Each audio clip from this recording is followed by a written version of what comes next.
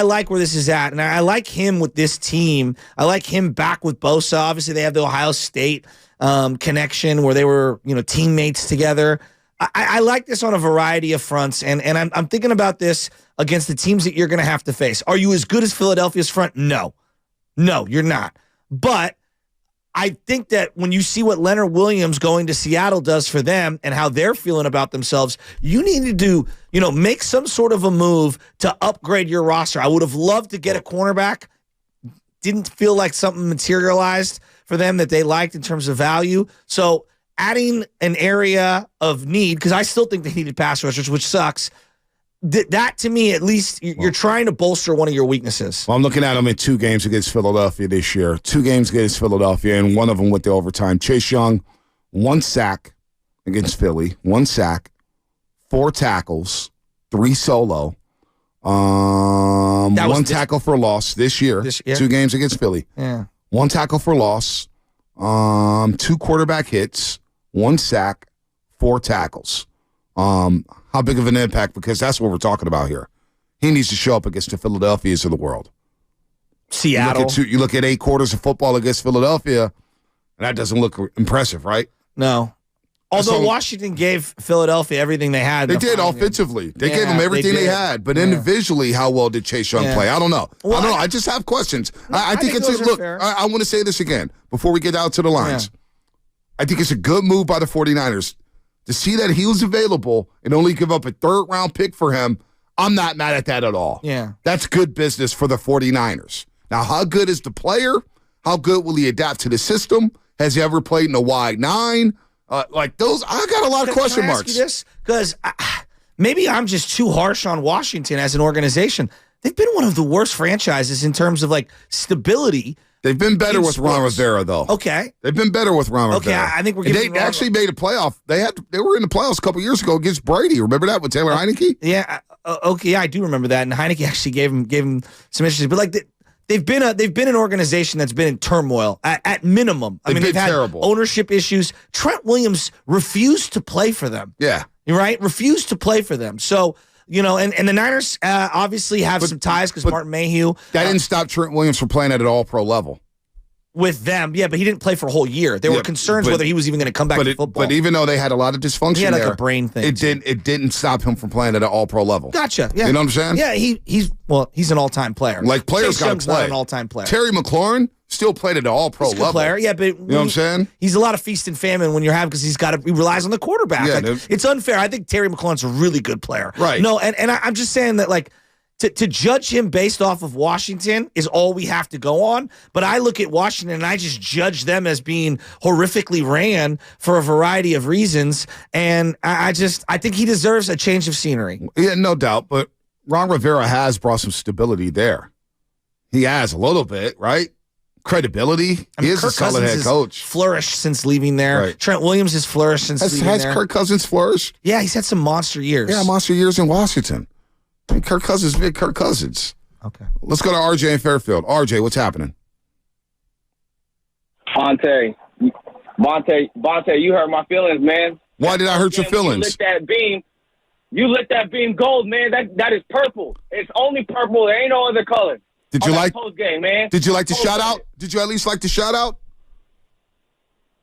Honestly, no. I was so frustrated. I didn't even hear you say anything about me. I didn't even hear nothing. Oh, man, I threw you some love, man. I thought the family would be happy. I thought she'd be happy after a tough L up in Sacramento at the G1C. That was tough, man.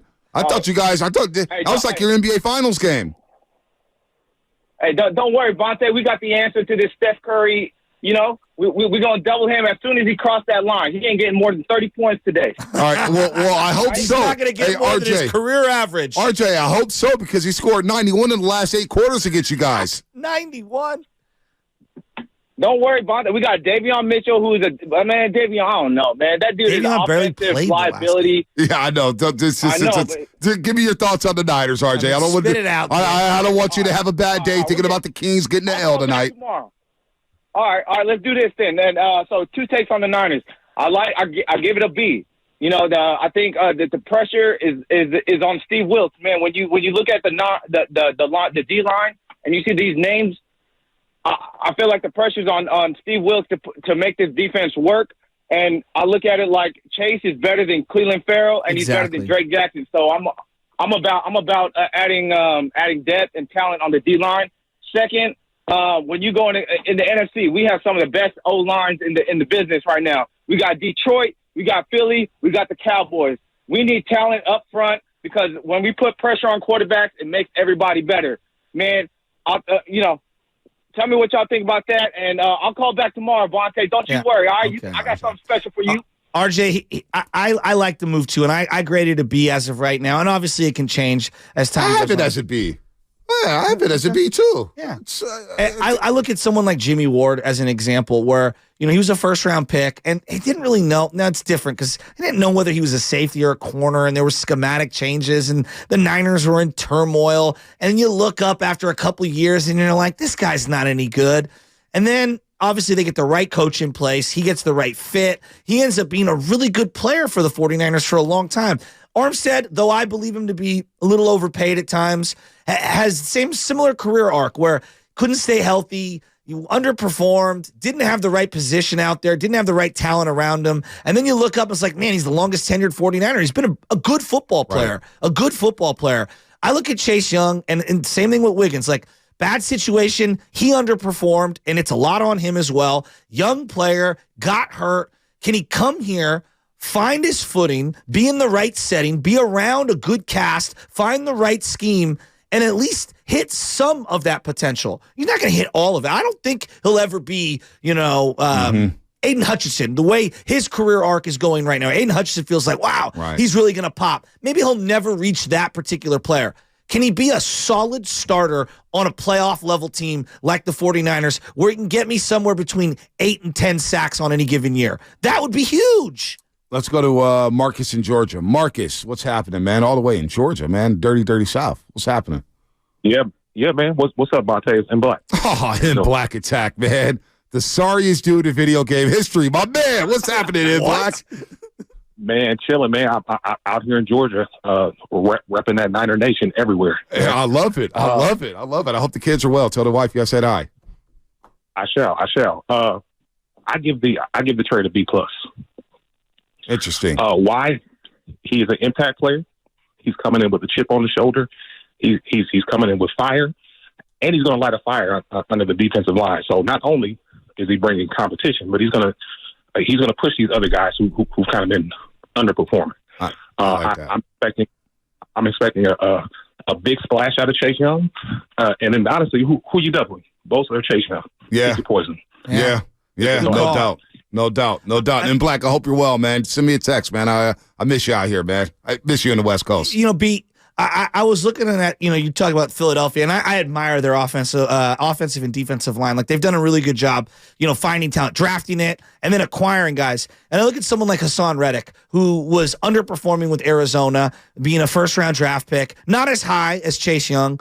But you look up a couple years later, after he, goes to Carolina for a year and then goes to Philadelphia after that, and it was like perfect guy, perfect spot, perfect teammates around him. And I'm sure he would admit that, like, he took his game to the next level, right? Mm-hmm. And so, look, that's the perfect scenario. Someone like Hassan Reddick, finding his home, going back to Philadelphia, being on a defensive line where he maybe isn't the headliner, but you look up and every week he's just wrecking havoc. And he was a Defensive Player of the Year candidate last year. Now, that's the high end of it. On the low end of it, can you give me what Arden Key gave me a couple years ago? Can I get a little more? Well, I mean, obviously, I'd like to get a little more. I'm talking about, like, I think that there's a spectrum here. Right. Yeah, I'd love to have more than Arden Key, but, like, Arden Key was good for the Niners. Really good for the Niners. Let's go to Aaron in Santa Cruz. Aaron, what's happening? Morning, gentlemen. Morning. As far as the trade goes, you can grade it however you want. I think in a vacuum, the value is there for sure. Exactly. High upside player. This is, low risk move. However, what's also true is that this is an indictment on Steve Wilkes. I mean, period, point blank. Like, you have all these resources now, and it's been illuminating last 3 weeks as far as where his deficiencies are. And we've seen some serious mistakes on his end. And I think this is the front office and Lynch and Shanahan saying, you have no excuses now. So here to make it work. And I think if he can't make this work with this group of players, obviously we're looking for a new DC next year. One other point that I have is Trent Williams missing. What are we going to do when he retires or and when he's gone? I mean, this is the defense, the secondary. Look, if we get pressure on the quarterback, our secondary is going to be able – you give any quarterback 4 seconds, they're going to make a play, right? So we got to get pressure. Flip it to the other side. I am stressing after these 2 games without Trent Williams. This is a look into the future of what this offensive line is going to look like without him, and it ain't good. And he's propped up every other player, maybe besides Banks, on that offensive line, because to be perfectly honest with you, all the rest of them grade out as below average. Yeah.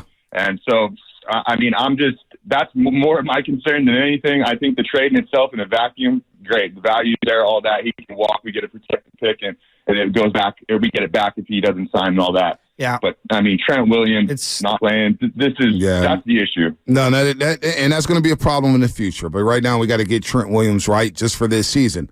Now back to Chase Young, because everybody makes a lot of great points. Again, I give it a B as well. It's a trade you got to make. You need defensive line help. Drake Jackson just was not getting it done. No. Because everybody's darling in training camp is a guy to pop. I know. And he had 3 sacks in Pittsburgh, and I don't know if he's still in Pittsburgh. I haven't seen number 95 in 6 weeks. I haven't seen him make one play. Not one. Now, maybe he's made a couple, but I haven't seen him make one play. And when he is in the game, teams are running right at him. All right? Cleveland Farrell, we know he's not a pass rusher. He's good against the run. He was overdrafted, number 4 overall by the Raiders. This wasn't good. He hasn't been Arden Key. Not good enough. Javon Hargrave hasn't been good enough. So I get the need for another defensive end. I'm not mad at the 3rd-round pick. That's a cheap move. You gave up nothing, basically. You drafted a kicker in the 3rd round, for crying out loud. You get Chase Young for a 3rd-round pick who's a rental for the last 9 games of the season. I think from that perspective, yes, it's an absolute good move. But then also look at why didn't it work out in Washington. I look at everything from both sides. Why didn't Andrew Wiggins work out in Minnesota? Well, I think Minnesota had a bad roster construction. They blew it with the coach and Jimmy Butler, and then it was just all disarray. When they finally had the coach and Tom Thibodeau, and you had Jimmy Butler, they actually made the playoffs. And Wiggins actually played some damn good basketball. But then all the shenanigans happened with Jimmy Butler, and poof, everything goes back to crap, right? Yeah. Karl Anthony Towns, too young and immature. You asked Andrew Wiggins to lead a franchise. Maybe he just was not that guy. Yeah, well, and that might be a similar situation for Chase Young. You know, I don't know. And I know that when you get drafted that high, you know, I think about Solomon Thomas. Like, you're going to come in and save the franchise, and you're going to be a generational talent. Or Trey Lance, for example. Sometimes things just don't work out. Right. Or, you know, you're expected to do stuff, and you can't deliver on that for, you know, health reasons, team reasons, whatever. I don't know. I'm a big believer in change of scenery in life. And I think that this guy is going to be in a spot now where we can really make a good assessment on him. Now, the player himself, what I see, again, you know, like you, limited amount of time seeing him, power rusher. You know, I don't know how that's going to play opposite Bosa, because it's very similar kind of styles. But in terms of being a physical player who's big and strong, it does fit the mold of what you're looking for in playoff football. It's funny because he got brought up yesterday, and I'm not coming down your road for this, but you immediately said Clowney 2.0. Yeah, and I would take Clowney, though. And yeah, but Clowney 2.0 to me, and when I think of Clowney, I'm thinking, I'm getting a guy who may make a play a game. Who may make a play. I watched Jadeveon Clowney absolutely destroy the Oakland Raiders in that playoff game, and that was probably a signature game in the NFL. Am I wrong? He's going against Connor Cook and making his first ever start in the NFL. Yeah, but did he not dominate that game? But to your point, yeah, sure. He made it one. Khalil Mack was the guy in that draft. Like, he gets compared constantly. I feel like he's living off that playoff. Right. Who was it? Against Michigan in the Outback Bowl of South Carolina. I meant Clowney in the sense of, like, can stuff the run, and is a promising player. You'd like to have him on your team. When you're not paying a guy $125 million or surrendering multiple first-round draft picks, I'm not expecting elite overall play. I'm asking this guy to be a complimentary piece on a defensive line where I am already paying guys elite money. Here's Michael Silver, and I want to read this from the San Francisco Chronicle, and I want fans to chime in on this. 888-957-9570. What do you think about this from this point of view? Michael Silver wrote in his column late Tuesday night in the San Francisco Chronicle, Young, according to several Washington coaches and other organizational sources, was viewed as an undisciplined player who develop bad habits, such as deviating from assignments in an effort to make splash plays. His off-the-field priorities and commitment to his craft were often questioned, and he was viewed internally as a player who plateaued as a rookie. Again, this is from a Washington Commanders blog site. Maybe a little biased towards ripping Chase Young. I don't know. But it should be noted that Silver is close friends with Washington head coach Ron Rivera from their Cal days, of course. So when Silver said he spoke to Washington coaches, it's not difficult to imagine that Rivera could be one of those coaches. Whatever. But then there's also some things from 2021. Washington was disgusted with Young when they began their 2021 offseason program when he chose to skip the offseason program. When Young struggled before his knee injury, this quote directly from Young really stood out. He was asked about missing OTAs to shoot commercials, and if that somehow has contributed to a slow start. Chase Young said, "I was making money, baby. Got to make the money. None of you all would have ducked the money. It's a job, just like you all do your job. I do my job." So it didn't go well with the people in Washington, but I'm not going to harp on that. Look, no, the deviating from plays is obviously something that's not going to be standard here, and they're not going to tolerate that. Maybe it's just an Ohio State thing. What's that? Maybe it's an Ohio State thing where they don't come to OTAs. I don't know. Well, I do know that, young players, when they're looking to get paid, they're going to try to do things. I mean, I think of Jordan Poole, like you're doing things that you shouldn't be doing out there, and you're trying to do too much to make a play happen. How many times in other sports, like you're doing too much, let the game come to you, right? And so he can't do that here, right? He's got a lot of money on the line for himself in free agency, and I think a lot of people are going to see, hey, can he play nice with the Niners? If it doesn't work out with the Niners, right? The Niners aren't going to get this big tarnish on them. It's going to be Chase Young who gets the tarnish on them. They're going to say, well, wow. I mean, Amenahue can make it work there. Jordan Willis can make a play, and he's not half the talent that you are. Arden Key can make plays there. Samson Ebukam can make plays there, but you can't. I think it's going to be a bigger indictment on him, so he has to play nice.